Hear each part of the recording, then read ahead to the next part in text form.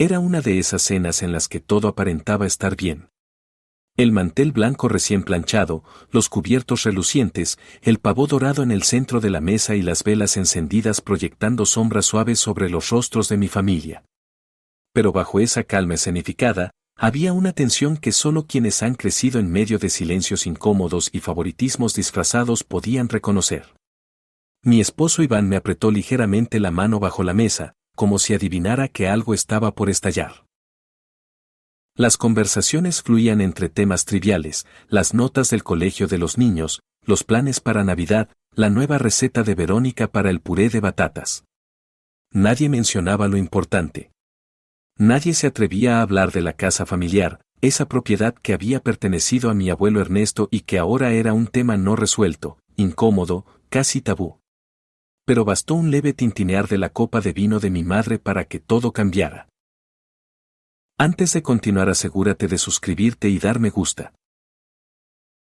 Estela se acomodó en su silla con la elegancia fría que la caracterizaba, sonrió como si estuviera a punto de anunciar algo noble y generoso, y dijo con esa seguridad dictatorial que siempre ha tenido: Tu hermano Tomás merece la casa familiar.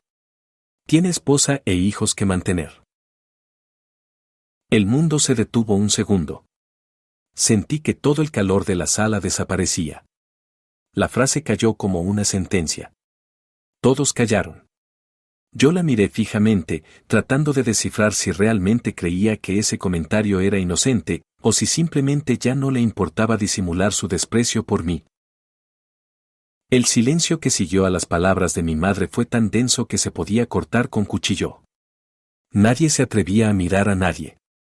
Yo seguía observándola, todavía procesando la forma tan natural en la que acababa de excluirme del legado familiar. Pero antes de que pudiera decir algo, Iván, con esa calma afilada que solo usa cuando se siente traicionado o harto, levantó su copa. El sonido del cristal al chocar con el borde del tenedor fue tenue, casi elegante, pero suficiente para silenciar hasta el mínimo murmullo.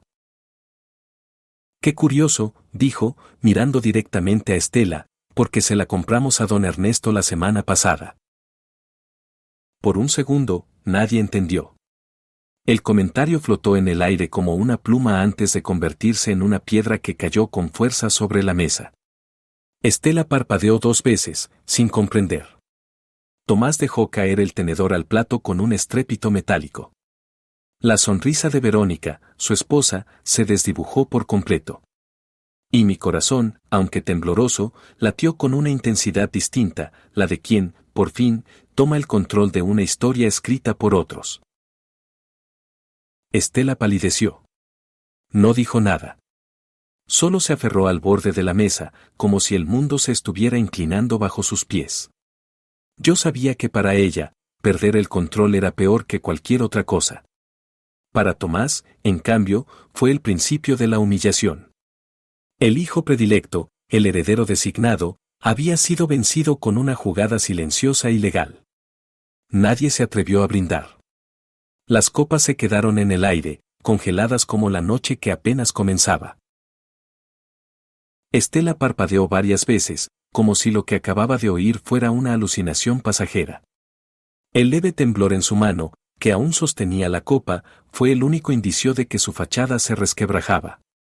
Su voz, normalmente medida, con esa cadencia calculada que usaba para imponer sin parecerlo, se volvió más aguda, casi infantil.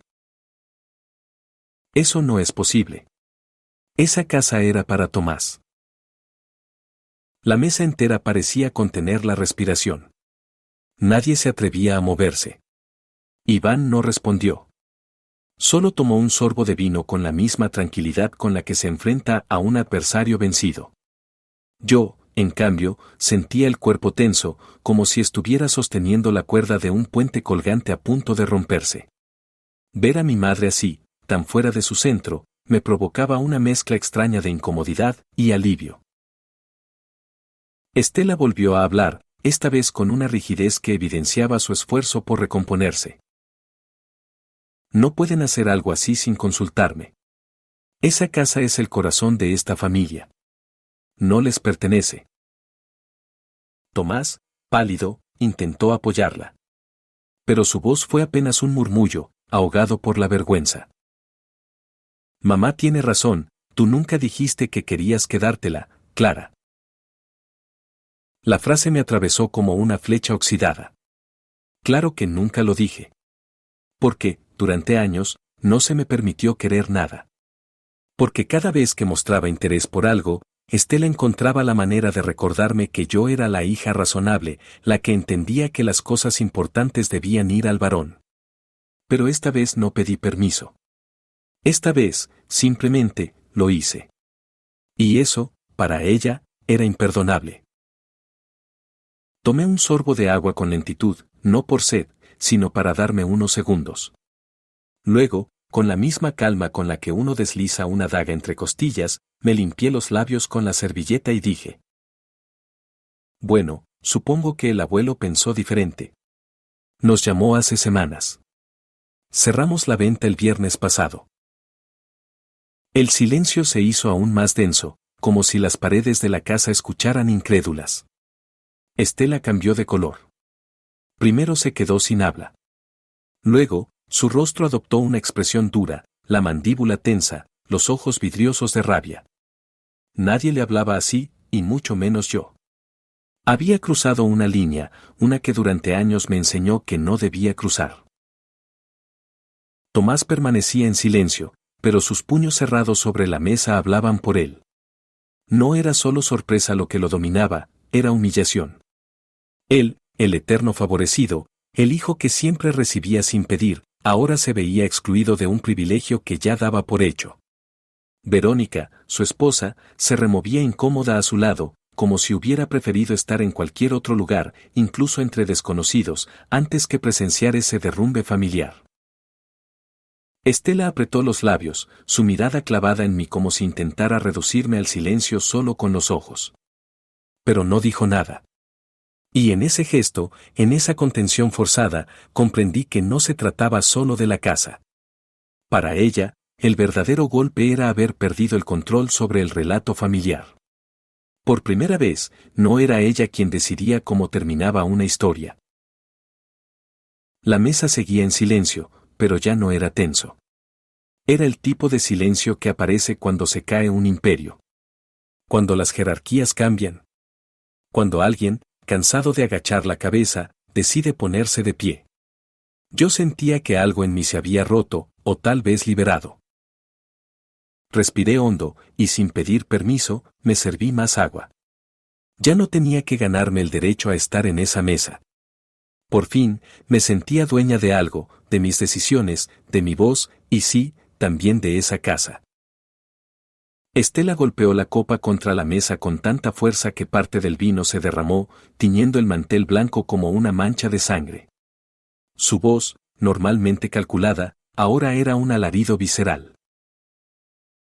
Nos traicionaron. Manipularon a mi padre. Su rostro estaba desencajado, con una mezcla de furia y dolor. No podía soportar la idea de que su autoridad, esa que ejercía como una reina sin corona, hubiera sido desafiada. Pero más que la venta, lo que realmente la hería era no haberlo visto venir. La traición, para ella, era perder el control de la narrativa familiar. Tomás, hasta entonces callado en su tormenta interior, explotó. Su voz no fue alta, pero tenía una rabia contenida que dolía más que cualquier grito. Esa casa ha estado en la familia por generaciones. Era mía por derecho. Tú lo sabías, mamá. Siempre fue el plan. Lo miré con una mezcla de lástima y hartazgo. Toda su vida le habían hecho creer que merecía cosas solo por existir. Y ahora, que por primera vez algo no le caía del cielo, reaccionaba como un niño al que le quitan un juguete. Solté una carcajada seca, sin rastro de alegría. ¿Derecho? Repetí, casi con burla. Tomás, nunca fue tuya. Solo asumiste que lo sería, como todo lo demás que te han dado sin esfuerzo. Lo único que has hecho es recibir, tomar y esperar que todo gire a tu favor.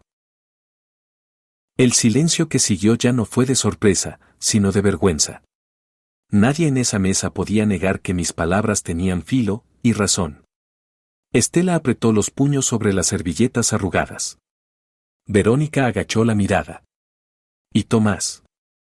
Tomás simplemente no sabía qué hacer sin su papel habitual de heredero predestinado. Estela, completamente desbordada, levantó la voz aún más, olvidando toda la compostura que siempre le había caracterizado. Su rostro estaba tenso, como si las venas de su cuello pudieran estallar en cualquier momento. «Esto es una decisión familiar», gritó, como si esa frase tuviera el poder de reponer el control que ya había perdido. Me incliné hacia adelante lentamente, manteniendo la calma, mientras sentía como el peso de las palabras caía sobre ella como una losa. No pensaba en su furia, ni en el golpe emocional que probablemente me lanzaría de nuevo. Sabía que, en ese momento, solo importaba la verdad. ¿Familiar?, repetí con un tono suave, casi inquisitivo. ¿O simplemente tú y Tomás? Porque jamás me consultaron nada. Solo dieron por hecho que no lo merecía. Mis palabras fueron como una punzada directa a su ego. Estela, acostumbrada a ser el centro de todo, a decidirlo todo en esta familia, ahora se enfrentaba a un dilema: o aceptaba que su control se había acabado, o se desmoronaba por completo. Su boca se abrió, pero ningún sonido salió en los primeros segundos. Era como si estuviera buscando una respuesta que no tenía. Tomás, por su parte, no pudo aguantar más. Se levantó de la mesa con los puños apretados, sus ojos llenos de ira y confusión. Había pasado su vida creyendo que era el elegido, el hijo predilecto, el que todo lo recibía sin cuestionamientos. Pero ahora, lo que había dado por sentado se le desmoronaba frente a él. «Eso no es justo, Clara», gritó, señalándome con un dedo tembloroso. «Todo esto siempre fue mío. Lo que hicieron no tiene sentido». La tensión se sentía como una cuerda tensa a punto de romperse. Estela se quedó rígida, incapaz de intervenir en una batalla que, de alguna forma, ya había perdido. Mi respuesta no tardó en salir, cargada de un veneno sutil pero letal. «Lo que es injusto, Tomás, es que siempre pensaste que el mundo te debía algo solo por ser tú. La casa no era solo tuya. Pero te habías convencido de lo contrario». Estela, mirando fijamente a Tomás, parecía buscar un refugio en él. Alzó la mano como si quisiera detener el curso de los hechos, como si su voluntad pudiera cambiar lo que ya estaba hecho. Con voz helada, dijo: «Hablaremos de esto más tarde». Pero sus palabras, lejos de calmar la situación, sellaron lo inevitable. La tensión en la mesa era palpable, como un muro invisible que nos separaba a todos. Nadie quería admitirlo, pero todos sabían que ya no había vuelta atrás. No había más tarde. Lo que había sucedido esa noche era el final de una era, y lo que seguiría sería una batalla diferente. Mi mirada se desvió hacia Iván, quien me había estado observando en silencio durante todo el enfrentamiento. No dijo nada, pero la forma en que su mano se deslizó por debajo de la mesa para tomar la mía fue suficiente para entender que, a su manera, él estaba allí para mí. Su apoyo no era solo físico, era un respaldo que, de alguna manera, también me daba fuerza para seguir adelante. El calor de su mano me dio un consuelo extraño, como si un hilo invisible nos uniera en medio de la tormenta familiar. Iván nunca había sido de muchas palabras, pero su presencia era más elocuente que cualquier discurso. Habíamos tomado una decisión juntos, y aunque el mundo alrededor parecía desmoronarse, en ese momento, yo sentí que no estaba sola. Mientras el silencio se extendía como una sombra en la mesa, los ojos de Estela y Tomás se fijaron en nosotros, pero no pudieron ocultar la frustración ni el resentimiento que los carcomía. La sensación de traición flotaba en el aire, y aunque no se dijera nada más, estaba claro que la brecha se había ensanchado de forma irreversible. Lo que no sabían era que yo ya estaba preparada para lo que vendría. El peso de la decisión que habíamos tomado no solo era mío. Ya habíamos cruzado el umbral de lo irreparable. Y aunque lo disimularan, podía sentir cómo sus corazones se llenaban de una mezcla de rabia y desconcierto, mientras que el mío palpitaba con una calma tensa, casi un presagio de lo que se avecinaba. La guerra, en realidad, recién comenzaba. Y yo no estaba dispuesta a retroceder. Estela se levantó bruscamente, su movimiento tan abrupto que el sonido de la copa al caer y derramar vino sobre el mantel rompió la quietud del momento.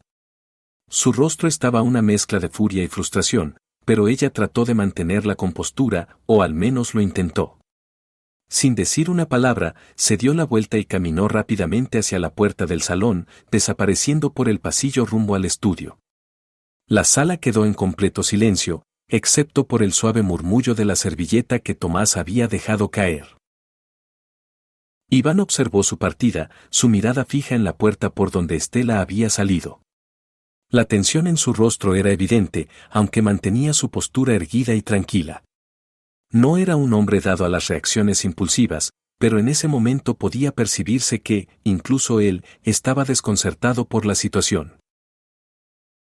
¿A dónde va?, murmuró, como si se lo estuviera preguntando a sí mismo más que a mí. Tomás, que seguía sentado al borde de su silla, apenas levantó la mirada para responder, pero su risa amarga flotó en el aire, dándole un tinte aún más sombrío al ambiente. Sé exactamente a dónde, dijo con un tono de desdén que no dejaba lugar a dudas. Sabía lo que Estela iba a hacer. Lo sabía demasiado bien. Era una maniobra de Estela, no solo una reacción a lo que acababa de ocurrir, sino un intento desesperado por recuperar lo que sentía que había perdido, el control. El control de la situación, de la familia, de la casa. De todo. Ella siempre había sido quien llevaba las riendas, y lo que acababa de suceder había derribado esa fachada que tan cuidadosamente había construido a lo largo de los años. Yo miré a Iván, y pude ver en sus ojos una mezcla de preocupación y resignación. Estela no sería fácil de manejar, y esa noche se había demostrado de forma rotunda. Pero yo también sabía que, al igual que él, la partida no había terminado. No tanto para Estela, sino para todos nosotros. Ya nada volvería a ser igual. Tomás, rojo de ira, se levantó de la silla con un movimiento brusco, arrastrándola detrás de él, lo que solo intensificó la tensión en el aire. Sus manos temblaban de rabia mientras intentaba contener la furia que se desbordaba por sus palabras. «Robaste mi futuro», gritó, su voz quebrándose en un grito lleno de resentimiento. «El abuelo me la prometió cuando era niño. Dijo que algún día me pertenecería». Vi cómo su rostro se distorsionaba por la frustración, como si la verdad de los hechos fuera un golpe que no podía asimilar. Para él, la casa representaba mucho más que una propiedad, era un símbolo de lo que sentía que le debía la familia, un derecho que consideraba inalienable. Pero yo no estaba dispuesta a ceder. La rabia de Tomás era palpable, pero en mi interior solo sentí compasión. Sabía que la herida que él llevaba era más profunda de lo que se veía a simple vista, pero no iba a permitir que me manipulase con su dolor. Yo lo miré con serenidad, buscando que mi voz fuera firme y tranquila, aunque mi corazón latía con fuerza por todo lo que estaba en juego. No puedes robar algo que nunca fue tuyo, respondí sin dudar, mis palabras cortando la tensión como un cuchillo afilado. El abuelo decidió por sí mismo. Nadie lo manipuló. Simplemente, no te eligió. Mis palabras resonaron en la sala, y por un breve momento, el tiempo pareció detenerse. Podía ver la incredulidad en sus ojos, una mezcla de enojo y tristeza, como si cada palabra fuera un recordatorio doloroso de que sus expectativas nunca fueron realistas. Era un golpe directo, y aunque no lo dije con maldad, sabía que esas palabras le atravesarían como una daga emocional, dejándole claro que el abuelo había tomado una decisión que no lo involucraba a él de la manera que esperaba. Tomás quedó en silencio, su respiración acelerada. No podía mirar a los demás, como si temiera enfrentar lo que había estado evitando durante años, la realidad de que su derecho a la casa no existía fuera de su mente. Mientras tanto, yo sabía que este sería el punto de no retorno. Había llegado el momento de desmantelar las expectativas que Estela y Tomás habían construido sobre esa propiedad, pero las heridas dejadas serían profundas y difíciles de sanar. Tomás estaba fuera de sí, incapaz de asimilar lo que estaba sucediendo. Sus ojos ardían de furia mientras me acusaba, con su voz temblorosa de ira, de aprovecharme de un anciano que no sabía lo que hacía. Me levanté lentamente de mi asiento, no por miedo, sino por una certeza creciente de que este conflicto era solo el principio. Lo miré fijamente, sin apartar la mirada, y le dije, con calma pero con una punzada de ironía en la voz. Qué irónico, viniendo de alguien que esperaba heredar una casa como si fuera un premio automático. Las palabras parecieron golpear a Tomás como un balde de agua fría. Su rostro se contorsionó en una mueca de rabia, pero no pudo replicar. Fue en ese momento cuando la puerta del salón se abrió con un leve crujido y Estela regresó al lugar, tras haber pasado unos momentos en el estudio. Su mirada estaba cargada de fuego, sus ojos brillaban con una furia silenciosa que solo ella sabía ocultar bajo su fachada de calma. No dijo ni una palabra al entrar. Simplemente nos miró, y en ese silencio que invadió la habitación, pude percibir que no solo estaba evaluando la situación, sino que ya estaba trazando su próxima jugada. El aire en la sala parecía volverse más denso con cada segundo que pasaba, como si la atmósfera misma estuviera anticipando una nueva guerra por librarse. Tomás, incapaz de pronunciar otra palabra, se sentó con gesto sombrío, pero la tensión no se disipó.